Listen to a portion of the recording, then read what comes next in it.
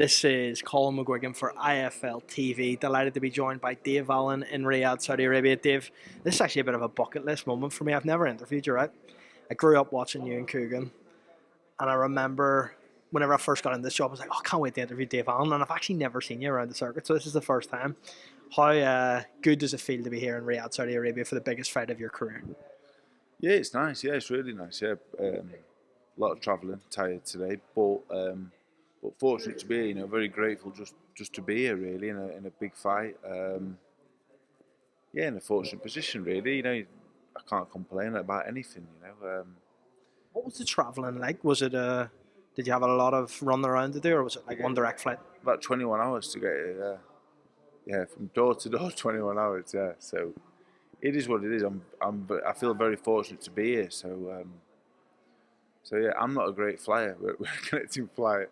I'm a very nervous flyer, to be honest. Yeah, very nervous. But we're here now. You know, I've just said once I get here, we can relax, and I'm here for business. You know what I mean? Like usually fight week, I'm here, there, and everywhere. This week, I'm here to get a result. Yeah. So I want to ask you a little bit about the trajectory of your career. Obviously, you're someone that loves the sport, but maybe fell out of love with the sport for a little while. Are you back in love with the sport, Dave, or is it just strictly business as usual and you just see this as another fight? I never fell out of love with the sport. I fell out of love with the business of boxing is awful. You know, I was treated very well, but I was also treated very badly as well at times, and I really fell out of it. When I retired, I really fell out of it. A lot of things were going off, and I was very unhappy. But I never fell out of love with the sport ever. When I retired, I started training and managing boxers. That's going really well. I love boxing more than anything. I don't really have, apart from my kids, there's nothing else going off in my life. Like just boxing 24/7. I never not loved the competing.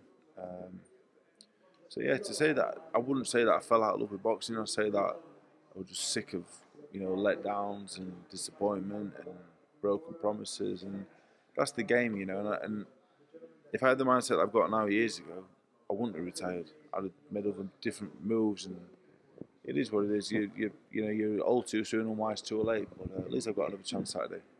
In terms of maturing, you speak about, you see it differently now and you wish you had the mindset now that you had then, obviously. But this fight seems to be a real crossroads. This is like Dave Allen 2.0 potentially. You get a win against Johnny Fisher, you're right back in the mix. Do you feel that way as well? I just take it one fight at a time, really, because I don't have world title ambitions. Like I've been around a long time. You know, I've had opportunities and failed at certain levels. You know, so I'm not a dreamer. I'm not deluded. I think I can beat Johnny Fisher. And if I can beat Johnny Fisher, that by no means puts me anywhere near world level. It don't. It means that I've got a British title level win. Hope I can get a British title shot. And if I don't win, you know, I'm a domestic gatekeeper. You know, stay where I am now. So it's a shot to nothing really for me. You know, financially, there's great implications in winning the fight, but in terms of where I'm headed with a win, doesn't really prove I'm any better than people already think I am. To be honest, I don't think. What do you think Johnny Fisher does well? I'll ask you that first. What does he do well? You've obviously, I think you've sparred him. Like, what does he do well, Dave? He's very strong and powerful. He's a really good athlete. He's awkward because he's not refined. Like he's not. I wouldn't say that he's not skilled. That'd be unfair because over the years you pick up ring craft and skill from sparring and fighting. You pick that up involuntarily, really. But he's not like he's not textbook. He's a bit awkward, and with his physical attributes, that makes him a hard man to beat. But realistically, amateur and pro, he hasn't been with anyone of my level. And I'm not saying I'm top class because I'm not, but I'm a good boxer, pretty strong. It's a big step up for him. But he's got a lot going for him. He's a good fighter. What's changed from the Dave Allen that got beat the Fraser Clark to the Dave Allen now? The 12 weeks notice helped. Went over Jamie and Nice for 12 weeks. That's definitely helped. Johnny Fisher, you know, like I spoke to Johnny Fisher. We spoke a lot over the years because I was the first pro he sparred, and I've always kept my eye on him. When he's boxed, good luck, well done. You know, at times he's asked me what I think about it, and I've said, oh yeah, this and that. Like the Harry Armstrong fight, I remember messaging him saying, "Look, you're brilliant, mate. Like, brilliant. That's great for you," and blah blah blah. And when the fight got made, like, I just said to him, like, out of respect, I'll turn up in the best shape I can. So if he beats me, no one can say you beat an old out of shape Dave Allen. Do you know what I mean? I want to turn up in shape, give myself the best chance of winning, and also out of respect to him for giving me this opportunity. No one can say, "Oh, Dave Allen went out of shape." They can say you beat in shape Dave Allen. So that's just my respect for him, really. I wanted to turn up in the best shape, give myself the best chance, and so he can get the credit if he does win. You say that you've got no world title ambitions. You know, you beat Johnny Fisher, kind of paydays galore from there on in. You'll have big events. Do you ever foresee yourself getting back into the mindset of, you know, maybe I could give it a shot at a world title? No. I've been around. This is my 13th year as a pro. I've got 6 losses. They're at a high level. Some of them aren't. Some I want to go in. Some I would have never beaten them on for Sundays. That's the thing. Some of them I think I could have beat. Some of them I would never have beat. So I'm not going to be a world champion. Who do you think that you never would beat? Luis Ortiz. Don't have the skill level or the IQ, and that was an old Luis Ortiz. So you have to be honest with yourself. Boxing's full of delusion and bullshit, but I'm not about that. I don't want to get hurt, most of all, so I'm not going to delude myself. Like Johnny Fisher's more than capable of knocking me out, but I'm more than capable of winning. Like Cabell, Bakole, get a phone call for them. Nah, don't matter what money is, I'm not interested, because what's the point? So if, for example, you've said that, you know, financial gains, I think for you now that you want to make for your family, your kids, if you got a phone, say you beat Johnny Fisher, you get a phone call saying, we want you to fight Bakole for X amount, career high payday. You would say no? I'd say no, yeah. If I beat Johnny Fisher, I want the British title. That's it. My level, David Adelaide, Dakers, Fraser Clark rematch for the British title. That's where I'm at. That's where I want to campaign. That's my level, and that's fine. I'm not sitting in. I'm not world class. I'm not. I don't want to be in them fights because nobody wants to see them. We've done it before. I get beat 10 rounds to 0, or I get pulled out because I'm getting a good hiding. What is the point? It's pointless. What happens if you change things though, Dave? What happens if you go into this fight, right? You perform to the Dave Allen of old that we once thought was a world title. I still weren't good enough years ago. That's the truth. So people always say, "Oh, you can do this and that." Yeah, ability is one thing. I've got a lot of ability. Good, I can box. People can say what they want. I can really box. I've got arms like a T-Rex. Yeah, my arms are about 4 inches long. You know, I'm not the fastest. I know top level boxing. I've been in and around it. I'm just not at that top level, and I'm fine with that because we can't all be top level. Everyone on this card is top level. You know, we're good fighters. Hopefully, we'll give you good fights, and that's what it's all about. So, I want to beat Johnny Fisher, win the British title. I love to win it outright. And I could call it a day. That is the dream scenario for me.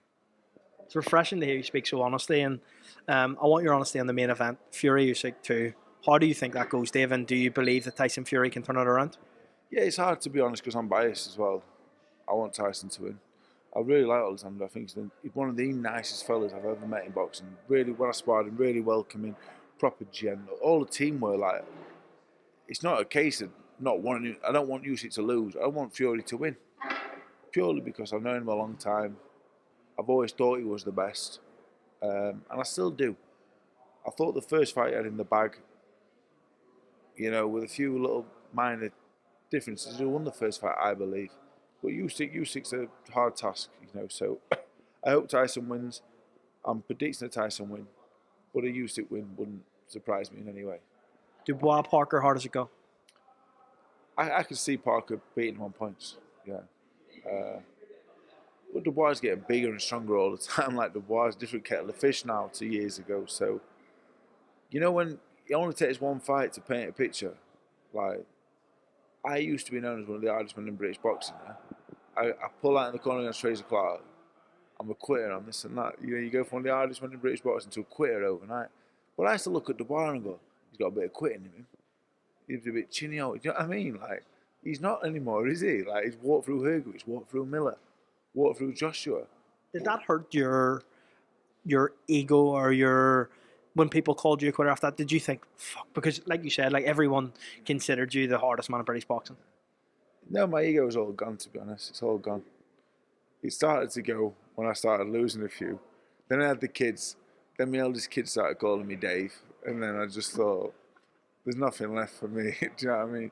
She calls me Dave now, and I'm just like, it's soul destroying, really. But yeah, there's no real ego left. But so the big part of Saturday for me is like, I want everyone to go, yeah, God, that's the Dave. Like, yeah, God, he's that fella. Yeah, he's back. That's who we remember. I don't want to go. I don't want to. I do make all right. I don't want to go out as like Dave Allen, who quit on his stall a few times. I hate that because that's not me. Is that ironed out of Dave Allen? If the going gets tough on Saturday night, are you? That's the question. We don't know. That's the $1 million question. I believe, yeah, if I've still got it, I win the fight. But I don't know. I've trained really hard and I sparred really hard because I didn't want to do what I did in the Clark fight again. I do not want to do that again. I sparred really hard. I've trained really hard. And I thought, yeah, it is still there. I am safe to go over because I'm not going to embarrass myself. But till you get in there, you do not know. Do you know what I mean? I'm such a different person. I'm so far removed from the old me. You know, you take away all that immaturity, you take away all that madness, you take away all that hard life. It was a hard life. But did that make me a real hard bastard? Do you know what I mean? And now that I'm none of them things, I'm a nice fella, I'm easygoing, no problems. Is that created a soft man? That's the scary thing. And I'm terrified of Saturday because you don't know. I'm so hopeful that I put so much work in. I genuinely have trained so hard. So I'm just hoping upon hope I can perform. More than win, I want to perform. Dave, last one from me. A lot of people say if Fury loses, he fights AJ. A lot of people say if Fury wins, maybe he fights AJ. What would you like to see for Anthony Joshua next? Obviously, he's going through a tough period at the moment. You know, it's up to him. I said years ago, when I lost to Ruiz the first time, I said he should retire and go to an island. Yeah. And everyone went, oh, you're a dick. Why would you say that? He's achieved more than you in this. And I didn't even mean it in a horrible way. I said, if I was Anthony Joshua, I'm probably retired after the Olympics. I'd have been chilling. I'd have been happy with the Olympic medal with me. Do you know what I mean? I'm Anthony Joshua. I'm not Tyson Fury. I'm not Alexander Usyk. I don't have their mindset. Like, they're pure winners. They're winners. You know what I mean? Like, they're so like, they wake up every day, yeah, and itching to achieve and to train hard. So I'm talking about me. I can't talk on their mindset.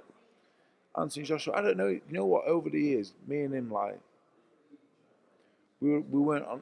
You know what? We're never on bad terms. We never really had a cross word. But like, I was a bit bitter about a few things that happened. But over time, as I've matured, he was the best thing that happened to British boxing. And in part, my career was thanks to him. Do you know what I mean? So I owe him a great deal of gratitude, really, as do all those British boxers. So I hope he comes back if he wants to. You know, I can't talk for. I hope he comes back, and I hope he achieves whatever he wants to achieve. I'm getting soft in my old age. Dave, you've changed so much. It's unbelievable to actually hear you say this. But It's sad, isn't it? well, look, I'll let you go. I know you've got a lot of media to do this week. Really appreciate your time, and hopefully we'll catch up again this week. Thank you very much. Thank you.